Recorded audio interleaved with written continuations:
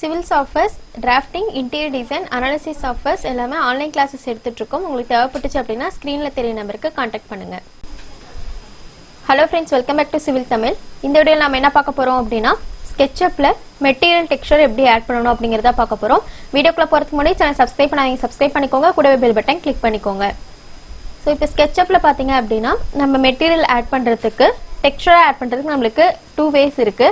First option பாத்தீங்க அப்படினா file click பண்ணிக்கோங்க. கிளிக் பண்ணிட்டு இப்போ நம்ம ஆல்ரெடி பாத்தீங்க அப்படினா கூகுள்ல இருந்து உங்களுக்கு என்ன இமேஜ் வேணுமோ, அதாவது எக்ஸாம்பிளுக்கு wood texture அப்படினா wood texture ன்னு டைப் பண்ணி பாத்தீங்க அப்படினா உங்களுக்கு நிறைய டெக்ஸ்சர் வரும் woodல. அதே போல தான் டைல்ஸ், கிச்சன் டைல்ஸ் இந்த மாதிரி வேணும் அப்படினா ஃப்ளோரிங்க்கு வேணும் அப்படினா நம்ம கூகுள்ல இருந்து நம்ம எப்படி 3ds maxக்கு வந்து டவுன்லோட் பண்ணி வைப்போமோ அதே போல இமேஜ் வந்து டவுன்லோட் பண்ணிக்கோங்க. அதுக்கு அப்புறம் பார்த்தோம் அப்படினா ஃபைல்ல இம்போர்ட் கொடுத்துக்கோங்க. இம்போர்ட் கொடுத்துட்டு நீங்க எங்க அந்த இமேஜ் டவுன்லோட் பண்ணிருக்கீங்களோ அதை கிளிக் பண்ணிக்கோங்க.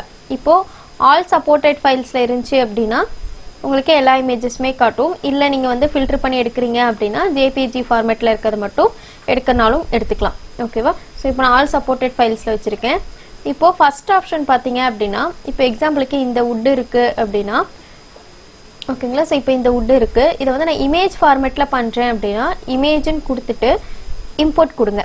சோ இம்போர்ட் கொடுத்துட்டு இப்போ இந்த இடத்துல கிளிக் பண்ணீங்க அப்படினா இந்த மாதிரி உங்களுக்கு கிளிக் பண்ணக்க அப்புறம் இப்படி drag ஆகும். நீங்க உங்களுக்கு எவ்வளவு டிஸ்டன்ஸ்க்கு வேணுமோ அவ்வளவு டிஸ்டன்ஸ்க்கு இப்படி drag பண்ணிக்கலாம். ஓகேங்களா?